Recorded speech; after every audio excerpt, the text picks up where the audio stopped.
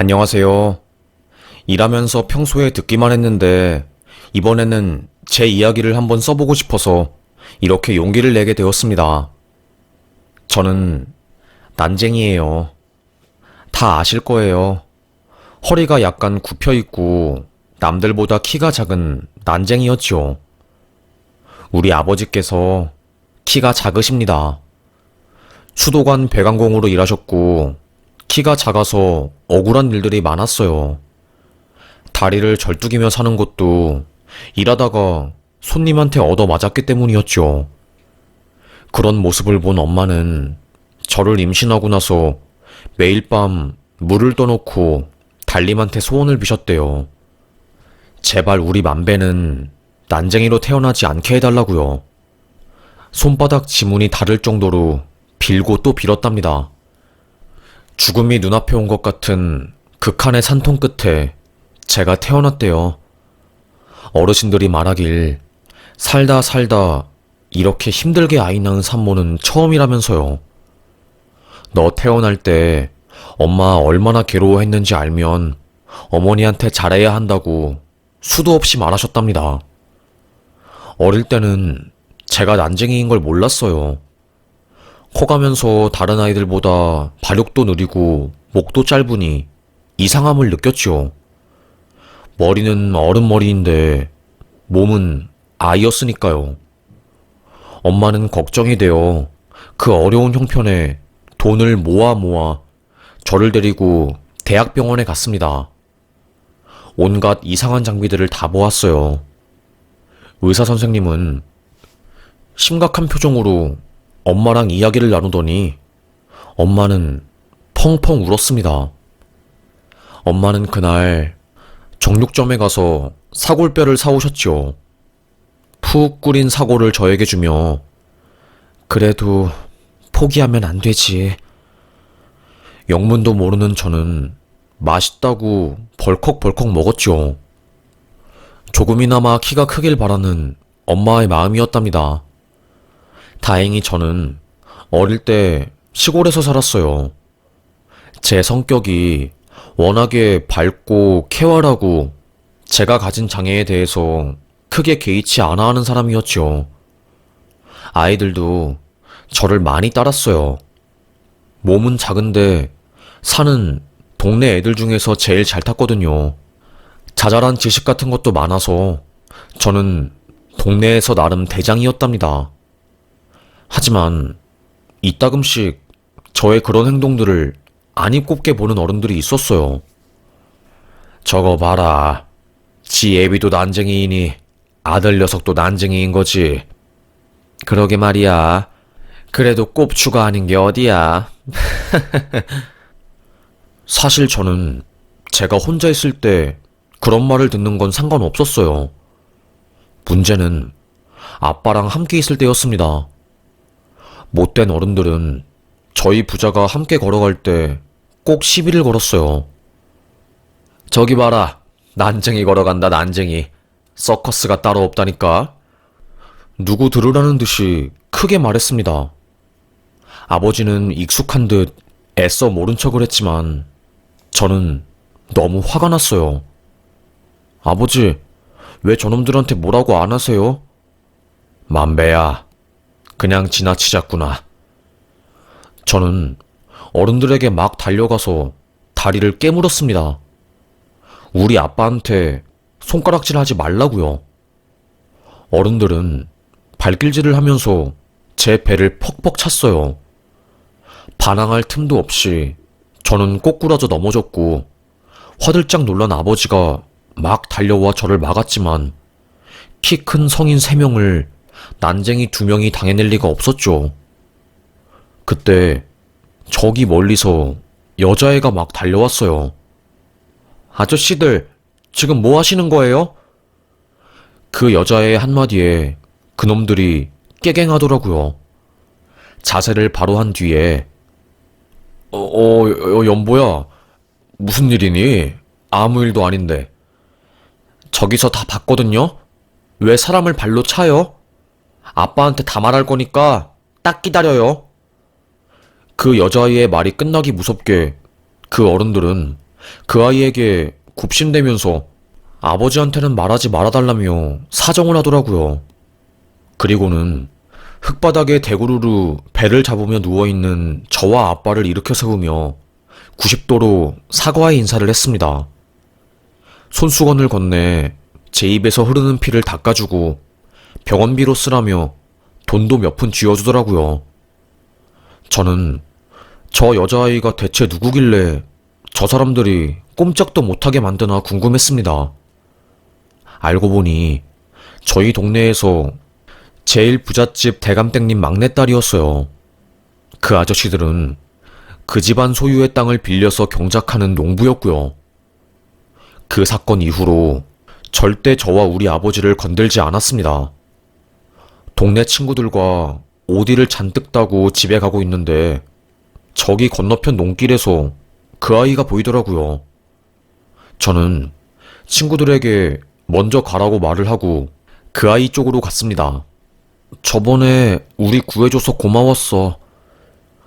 저는 제가 따온 오디를 그 아이에게 내밀었고 세상 순수하고 아름다운 미소를 지으며 그 아이와 함께 오디를 나누어 먹었어요.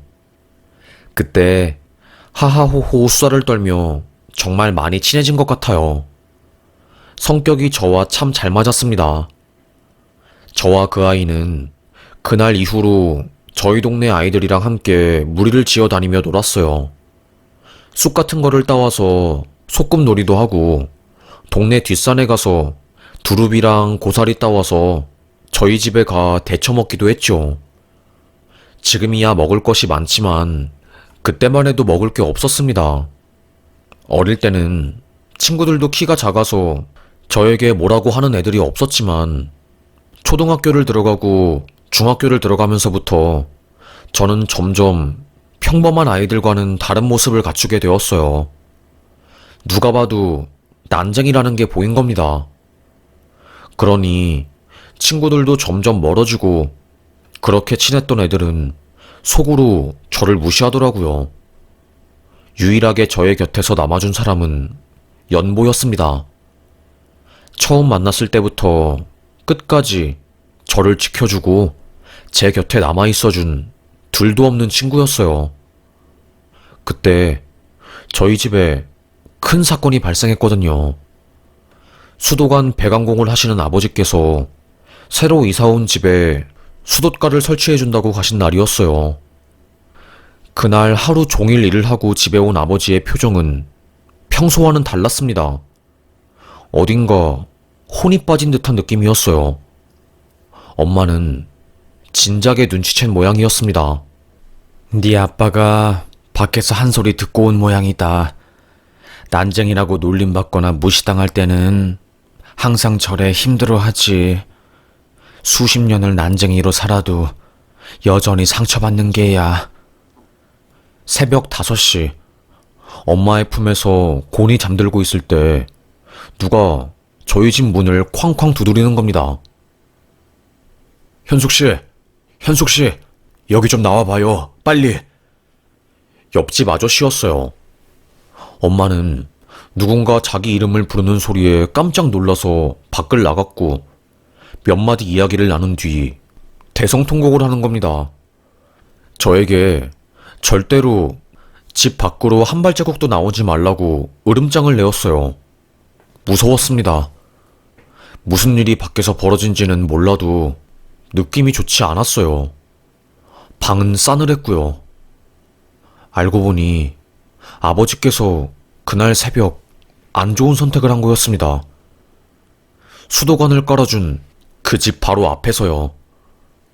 아침이 밝자 온 동네에 난쟁이가 죽었다며 소문이 쫙 났어요.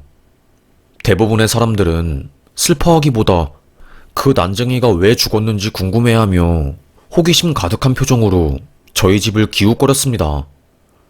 아무것도 모르는 저는 집을 지키고 있을 때 연보가 저에게 뛰어오더라고요. 만배야, 만배야, 오늘은 나랑 있자.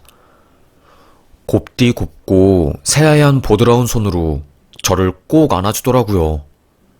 이미 연보는 우리 아빠에 대한 소식을 들은 모양이었습니다. 아빠는 일하러 간 날 난쟁이라며 무진장 욕을 먹고 심지어 발로 몸을 차였나 봐요. 참다 참다 폭발한 아버지께서는 새벽에 화가 치밀어 올랐고 죽음으로써 자기의 분노를 증명해버린 거였습니다. 그날 이후로 사람들은 저랑 엄마가 지나갈 때마다 혀를 끌끌 차기 바쁘더라고요. 차라리 죽는 게 나았어. 난쟁이로 오래 살아봤자 뭐하겠어. 인생만 힘들지. 라면서요. 그럴 때마다 옆에 있어준 연보는 손으로 제 귀를 꼭 막아주었습니다. 온 동네 사람들이 저를 불쌍한 취급하고 죽은 난쟁이의 아들이라며 속닥거릴 때 유일하게 저를 한결같이 대해준 그녀였어요. 엄마도 그 일이 생긴 이후로 원인 모를 병으로 시름시름 앓다가 돌아가셨답니다. 저는 가족을 한순간에 잃게 되었고요. 그런 저는 그녀 덕분에 하루하루 살아갈 수 있었어요.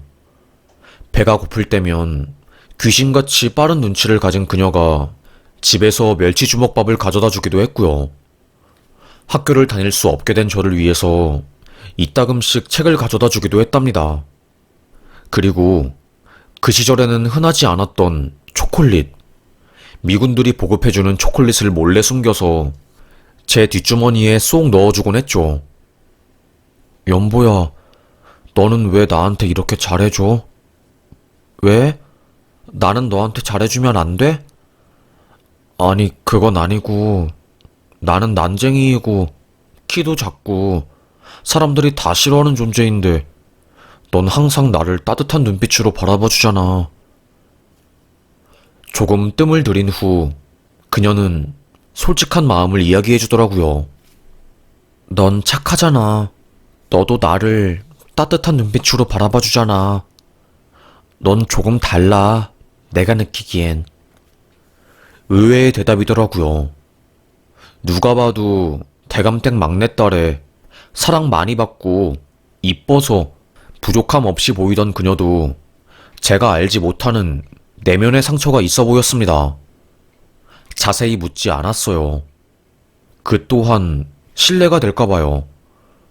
시간이 흘러 저와 그녀 모두 성인이 되었습니다. 갑자기 그녀가 저희 집에 찾아와서 그러더라고요.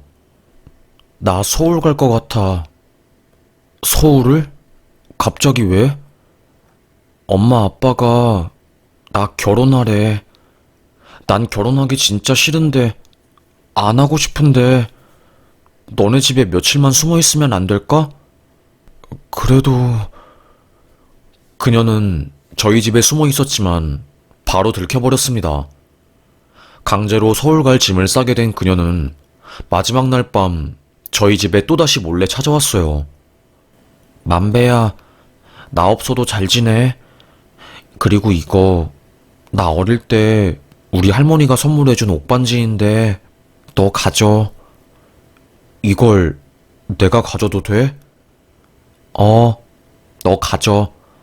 난 이제 필요 없을 것 같아. 아무 말도 하지 못하고 고개를 푹 숙이며 그 옥반지를 바라보고만 있을 때 갑자기 그녀가 제 뺨을 어루어 잡는 겁니다.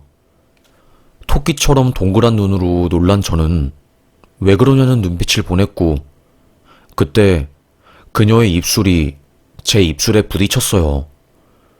그대로 엎어진 저희는 그날 사랑을 나누었고 그렇게 그녀는 호련히 서울로 떠나게 되었습니다. 제 첫사랑이었어요. 연보라색 세이클로바 꽃을 닮은 김연보. 절대로 잊을 수 없는 이름이었죠. 그리고 약 10개월 뒤였을까요? 모자를 푹 눌러 쓰고 얼굴을 가린 한 여자가 저희 집 문을 두드리더라고요. 문을 열어보니 그녀였습니다. 배가 부른 그녀는 절 보자마자 쓰러졌고 화들짝 놀란 저는 식은땀 나는 그녀를 사랑채 안으로 데리고 갔어요. 그녀는 아이를 가진 것 같았습니다. 진통이 시작되었고 갑작스러운 상황에 어찌할 바를 모르다가 제가 가장 믿고 의지하는 뒷집 산할머니에게 부탁을 했어요. 제발 마을 사람 아무에게도 말하지 말고 연보가 아이 낳는 것을 도와달라고요. 산할머니는 저희 가족이 오랫동안 의지한 분이었어요. 젊을 때 조산사로 일한 적이 있으셨죠. 아이가 태어났고 그녀는 저에게 네 아이야. 더 이상 그 집에 숨길 수가 없어서 그래서 온 거야. 미안해. 잘 키워줘. 라고 말한 뒤 첫날 밤처럼 그날도 홀연히 사라졌습니다. 비틀거리며 가는 그녀의 뒷모습을 보고도 저는 잡을 수가 없었어요.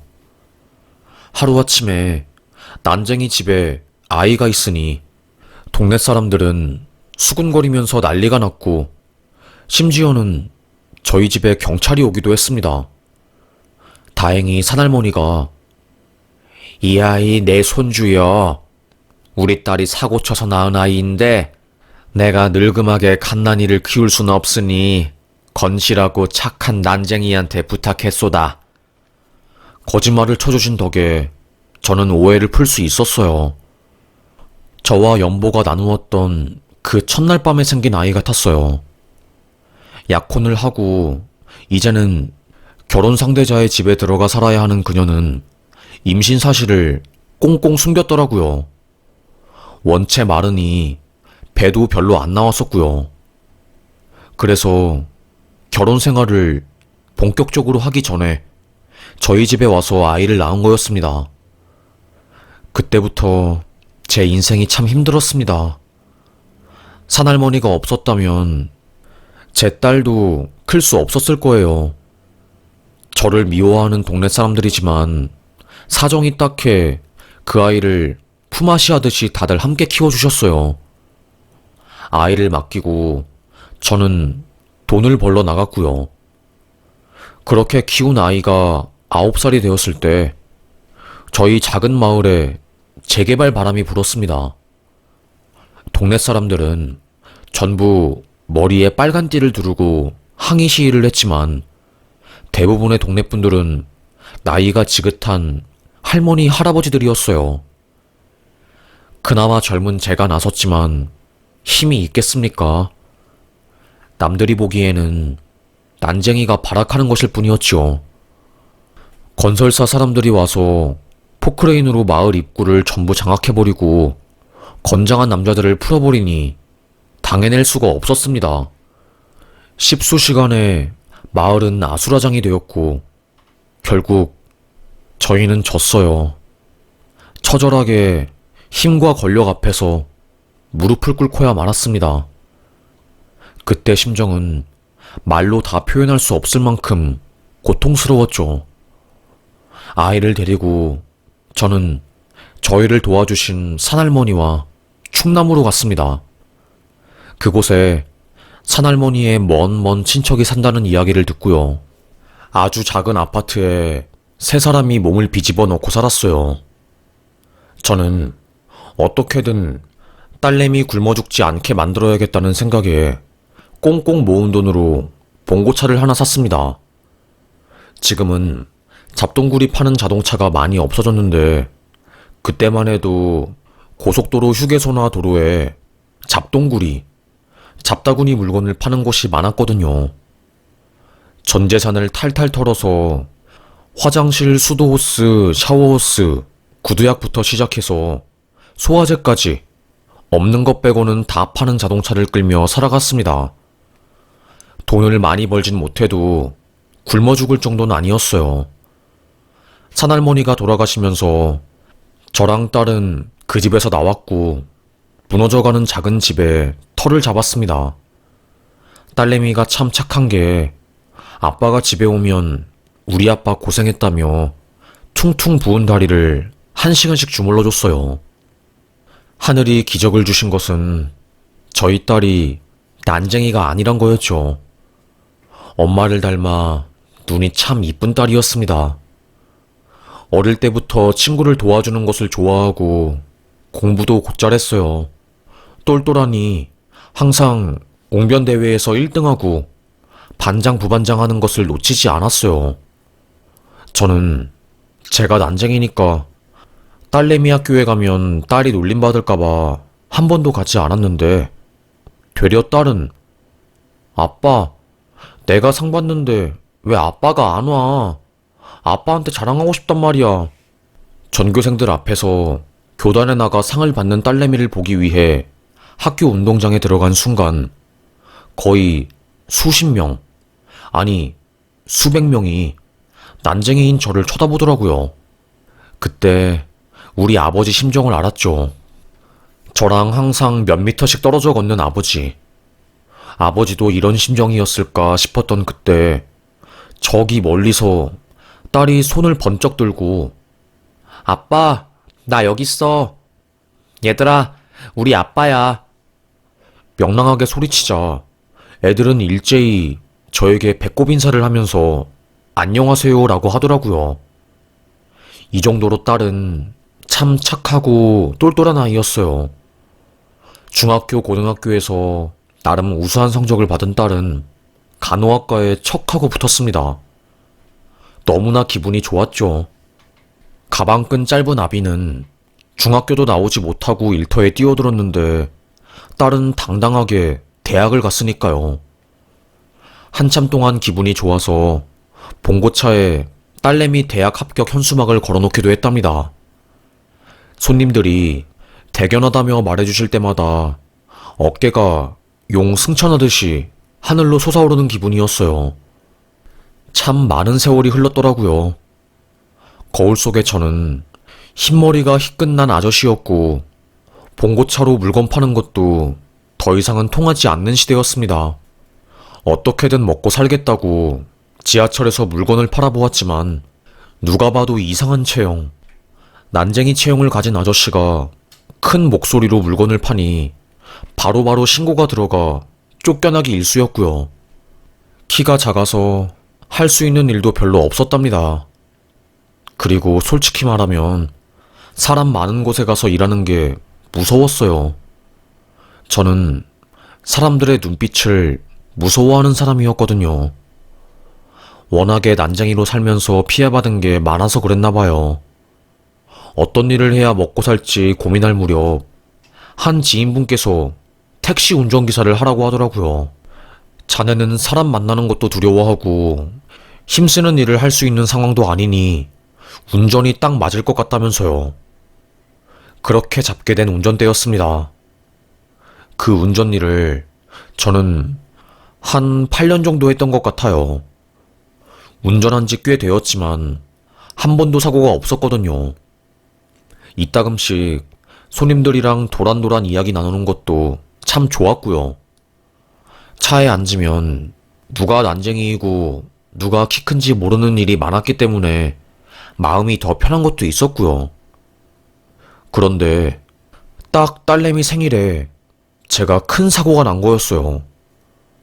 졸음운전하던 트럭이 저를 뒤에서 쾅 하고 박은 거였죠. 뒷트렁크는 완전히 찌그러졌고요. 손님이 있었으면 심각한 인명사고로 이어질 수도 있었던 상황이었답니다. 저는 그때 진짜 다행이었던 게 트럭에서 쏟아진 쇠파이프가 천장을 짓눌러버리고 심지어는 유리창을 깨고 들어왔는데 제 앉은 키가 작은 덕에 머리를 관통하지 않았어요. 무릎뼈가 다치긴 했지만 생명에 지장이 있을 정도로 심각한 건 아니었답니다. 딸은 아빠의 택시가 폐차가 될 정도로 큰 교통사고가 나고 병원에 입원했다는 소식을 듣고 깜짝 놀랐어요. 다행히 크게 다친 건 아니라서 한시름 놓았지만요. 다쳤음에도 참 기분이 좋았던 이유는 제가 입원한 병원에 딸내미 간호대학 다니던 시절 친했던 친구들이 간호사로 있었던 겁니다. 소식을 듣고 연지 아버님이시냐고 말씀 많이 들었다고 우리가 정말로 지극정성으로 보살펴드리겠다면서 이야기를 해주더라고요. 말만 들어도 마음이 든든했습니다. 딸 친구들 덕분에 저는 병원에서 VIP 못지않은 대단한 대접을 받으며 편하게 치료받을 수 있었어요. 그날 이후로 몸이 조금 안 좋아져서 한동안 택시 운전을 하지 못했습니다. 집에 무료학이 있을 때쯤 아는 배관공 기술자 형님이 전화와서 집에서 놀지만 말고 일하라며 일자리를 주겠다 제의를 해주시더라고요. 이게 웬 떡이냐 싶어서 바로 일을 하러 갔는데 거기서 한 달 정도 일했을 때 또 사고가 터져버린 겁니다. 배관이 터지면서 무릎 사이로 나사가 팍 하고 튕겨나갔고 교통사고로 다친 무릎이 또다시 다치게 된 겁니다. 걸을 수 없을 정도로 통증이 심하더라고요. 딸은 그 이야기를 듣고 아빠, 우리 병원에 와서 치료받자. 임직원 할인 되거든. 직계 부모님까지. 그거 치료 안 받고 가만히 냅두면 더 병돼. 괜히 병원 갔다가 돈이 덩어리로 들까 무서웠는데 50% 할인된다는 말에 편하게 딸이 근무하는 대학병원에 갔습니다. 그곳에서 치료를 받고 딸이 일하는 곳도 살짝 가보았어요. 그런데 병원을 돌아다니다가 우연히 보게 된 한 병실 안에서 치료를 받고 있는 한 여자. 이름표가 적혀 있는 걸 본 순간 놀랐습니다.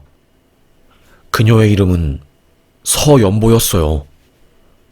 제 인생에서 절대로 잊을 수 없는 그 여자의 이름도 서연보였기 때문이었죠. 얼굴도 너무나 익숙했어요. 하지만 상황상 그 환자에게 말을 걸거나 아는 척을 할 수 없었습니다. 딸에게 슬쩍 물어봤어요. 딸, 서연보라는 환자, 딸이 담당하는 환자야? 아, 그 환자? 급성급 부전증 증상으로 우리 병원에 입원한 지 일주일 정도 됐는데? 내일 모레 퇴원이야. 가족도 없는 것 같더라고. 상태가 안 좋은데 한 명도 병문안을 안 와. 그런데 그건 왜 아빠? 아니야. 신장에 문제가 생겨서 입원을 했다는 말을 듣고 가슴이 쿵 하고 내려앉는 듯 했습니다. 그리고 내일 모레 퇴원이라는 말에 더 조급해지더라고요.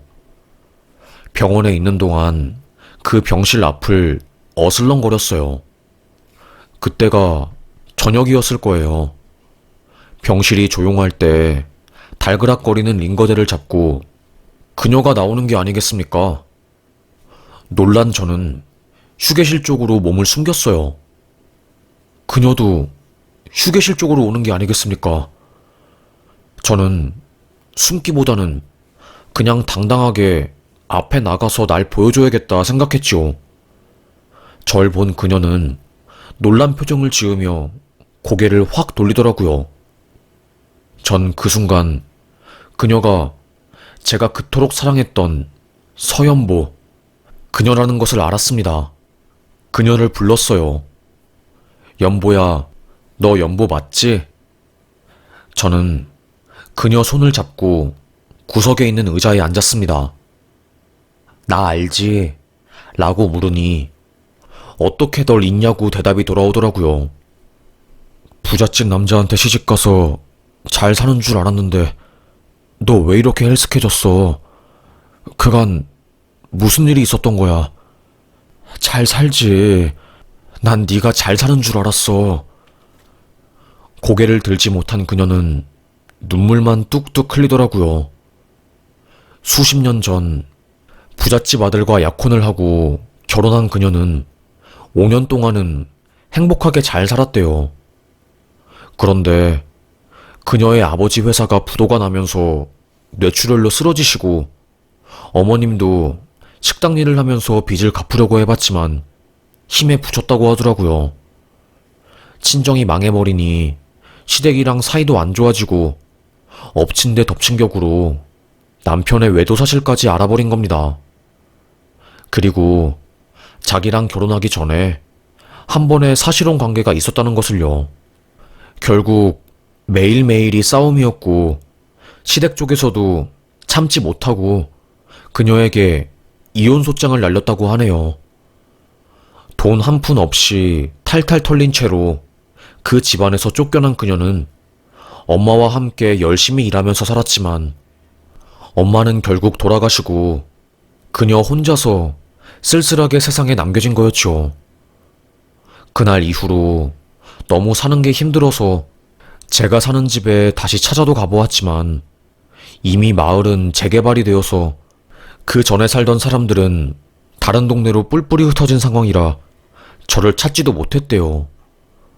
저도 재개발로 인해서 충청도로 올라간 상황이었거든요.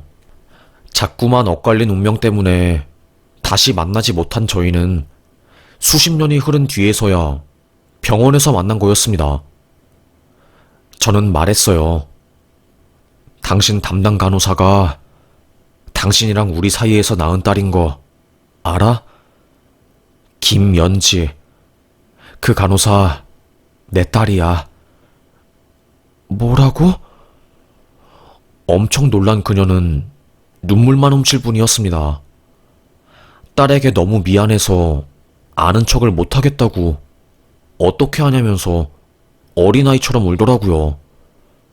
저는 그녀에게 당신은 최선을 다했어. 아이를 지켰잖아. 아이를 낳았잖아. 그리고 나에게 부탁한 거잖아. 잘 키워달라고. 당신 덕분에 나도 딸을 가지게 되었고 그간 살아온 인생이 외롭지 않았어. 그러니 죄책감 가지지 마. 그렇게 그날 밤을 새워 이야기를 했습니다. 딸에게는 끝까지 저도 말하지 않았어요. 혼란스러워할까봐요. 저는 그녀의 퇴원길을 바래다 주었죠. 일주일 뒤 딸에게 엄마의 존재를 말했습니다. 딸은 왜 그날 나한테 말 안 했냐며 불같이 화를 내더라고요. 나도 엄마를 만나고 싶다고, 꼭 한번 보고 싶다고 하면서요. 딸은 엄마가 돌아가신 줄로만 알았거든요. 제가 깊은 이야기는 하지 않았습니다. 어렵사리 마련한 자리에서 저는 조마조마했어요. 우리 딸이 혹시라도 엄마한테 날 왜 버렸냐며 원망하진 않을까 해서요. 하지만 딸은 엄마 손을 잡고 나 오늘 엄마 원망하려고 나온 거 아니에요. 그냥 우리 엄마는 어떻게 생겼을까 궁금해서, 그리고 날 사랑했었냐고 물어보고 싶어서 나온 거예요. 연보는 펑펑 울면서 당연하지. 엄마가 우리 딸을 얼마나 사랑했는데. 엄마는 단 하루도, 한시도 딸 생각 안 한 적이 없어. 그냥 미안해서, 너무 미안해서 찾으려 하지 못했던 것일 뿐이지. 미안하다. 미안해. 미안해하지 말아요, 엄마. 그날 커피숍은 눈물바다가 되었습니다. 어찌나 슬프던지 저희 세 가족은 서로 꼭 안으며 그간 못 나누었던 이야기를 다 하게 되었네요. 난쟁이인 저를 사랑해준 대감댁 딸 연보. 세월이 흘러 대감댁도 망해버리고 가진 것은 아무것도 없고 몸도 망가져버린 그녀는 그럼에도 불구하고 여전히 제 눈에는 아름답고 이뻐 보였답니다. 늙고 주름진 얼굴이지만 천사같이 보이더라고요. 딸은 엄마 혼자 살아? 엄마 혼자 살지. 엄마 혼자야. 그때 제안을 했어요. 우리 가족 이제는 흩어지지 말고 뭉치자고. 엄마가 여전히 아빠를 사랑하고 아빠도 엄마를 사랑한다면 같이 살았으면 좋겠다고요. 그렇게 저희 가족은 같이 살게 되었습니다. 마치 언제 그랬냐는 듯이 처음부터 한 가족인 것 같았어요. 아내는 집에서 스스로 투석하는 복막 투석을 해야 했습니다. 병원에서 한다면 안전하고 위생적이지만 값이 비쌌어요. 간호사인 딸내미는 우리 집에 의료인이 있는데 걱정할 게 뭐가 있냐며 매주 3회 엄마의 투석을 도와주었답니다. 아주 작은 반지하 집이었고 방도 2개뿐이었지만 행복하더라고요. 사실 저희 집이 이번 홍수에 물이 잠겼었어요. 아내 투석기계도 물에 잠기고 심각한 상황이었지만 가족들과 함께 물을 퍼내는데 웃음이 나왔습니다. 아내는 왜 웃어 여보? 라고 물었지만 저는 웃느라 대답을 못했어요. 그러다가 그냥 행복해서 당신이랑 다시 만나서 이렇게 함께 할 수 있다는 사실 자체만으로도 감사해. 하늘이 멸망을 내려도 나는 폭풍 속에서 당신이랑 춤출 자신이 있거든. 그래서 이렇게 홍수가 와도 그냥 마냥 좋다. 당신이 내 곁에 있어준다는 게. 그날 함께 비를 맞으며 꼭 안아주었답니다. 세상이 날 외면해도 내 사람만큼은 나를 외면하지 않을 거라는 믿음이 있으니 살아갈 수 있었어요. 사람들이 난쟁이라고 놀려도 저는 제 아내 손을 꼭 잡고 옆에는 딸내미 손을 꼭 잡으며 걸어가면 더 이상 사람들은 저에게 놀리지 못한답니다. 마치 부러움의 눈빛으로 쳐다보는 것 같은 기분도 들어요. 난쟁이로 살면서 죽고 싶었던 적도 많았어요. 아버지는 난쟁이라는 이유 하나만으로 목숨을 다했으니까요. 하지만 장애가 죄는 아니잖아요. 난쟁이가 죄는 아니고요.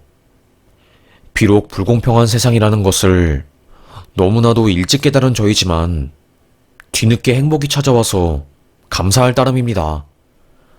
죽으라는 법은 없나 봐요. 앞으로 남은 인생에서 힘든 일이 안 찾아올 거라는 보장도 없지만 그래도 지금처럼 사랑하는 내 가족이랑 한 걸음 한 걸음 당차게 걸어가다 보면 행복한 시간들이 훌쩍 쌓이지 않을까 생각해 봅니다. 이렇게 글을 쓴 것도 원치 않는 신체적 장애를 겪고 사는 게 힘드신 분들에게 희망을 드리고 싶어서 글을 쓰게 되었네요. 여러분이 얼마나 힘든 삶을 사는지 저도 잘 알아요. 누구보다 공감할 수 있어요. 하지만 우리 살아요. 죽지 말고 살아봐요. 억울하고 답답하고 눈물도 나고 후회스럽겠지만 일단 숨을 쉬어요. 그러다 보면 시간은 흐를 거고 마음속 상처도 조금씩 옛날 일이 될 거예요. 거울을 보는 게 두렵고 힘들지만 힘내보자고요. 그럼 긴 저의 이야기 끝까지 들어주셔서 무척 감사합니다. 제 사연을 여기서 마무리하겠습니다. 가을 느낌이 물씬 나는 요즘 오늘도 살아있음에 감사하네요. 여러분, 서로 사랑하며 살아가 보자고요. 함께 합시다. 감사합니다.